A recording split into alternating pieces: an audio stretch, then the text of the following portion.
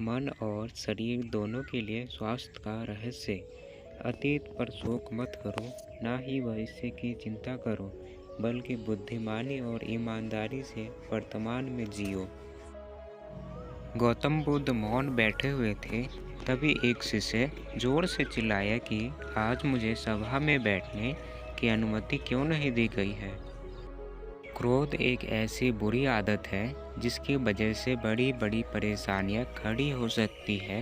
क्रोध के संबंध में गौतम बुद्ध का एक प्रसंग प्रचलित है। इस प्रसंग में क्रोध के नुकसान बताए गए हैं।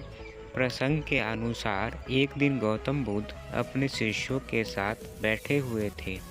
बुद्ध एकदम शांत थे। उन्हें इस प्रकार देखकर उनके शिष्य बहुत चिंतित हुए। शिष्यों ने सोचा कि शायद तथागत की स्वास्थ्य ठीक नहीं है। तभी एक शिष्य ने उनसे पूछा कि आज आप मौन क्यों हैं? क्या हमसे कोई गलती हो गई है? एक अन्य शिष्य ने पूछा कि क्या आप अस्वस्थ हैं? शिष्यों की बात सुनने के बाद भी बुद्ध चुपचाप ही बैठे रहे।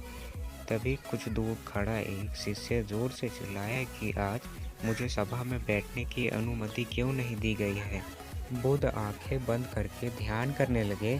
बुद्ध को ध्यान में बैठा देखकर वह शिष्य फिर से चिल्लाया कि मुझे प्रवेश करने की अनुमति क्यों नहीं दी गई है।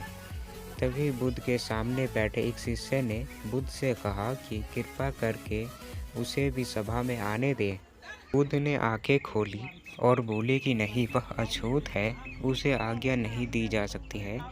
यह सुनकर शिष्यों को बड़ा आश्चर्य हुआ।